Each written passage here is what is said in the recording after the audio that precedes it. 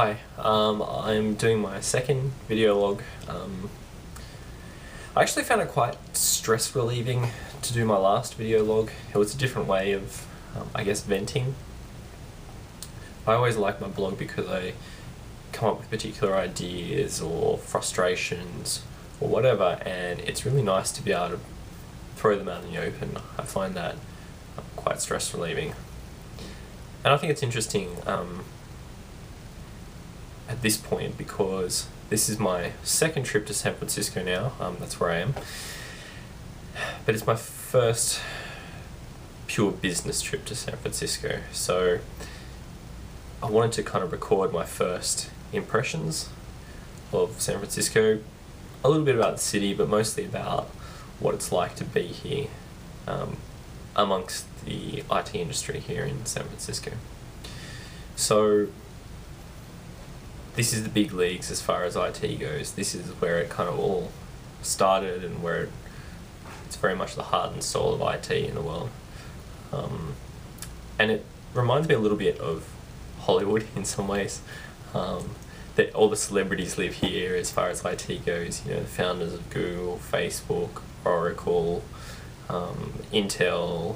You know, most of them live in Woodside apparently, but I don't know what's so special about that place. And I don't know why no one buys waterfront real estate here. All the waterfront, the wharves seem to be parking lots, which coming from Sydney makes no sense to me. But anyway, so yeah, I feel, I was kind of excited. I went to a fancy restaurant with my manager, kindly took me out there, and I was celebrity spotting. I thought it was really exciting. I was hoping that, Zuckerberg or Ellis or whatever, would come in and sit down at the table next to me, or something like that. That would be amazing. But then it's a funny city. There's a lot of homeless people here, and I guess just like Hollywood, there are definitely winners and losers, and it very clearly divides those people in the city, which is interesting. I know IT people are kind of famous for being philanthropists, and that's awesome. But there's definitely, even just working with people, there are people who are wanting to live the kind of Silicon Valley dream, and it's not happening for them. And there are people who are living it, and I met a couple of pretty awesome people so far who, there's, but then there are only a couple of people that I met. I went to,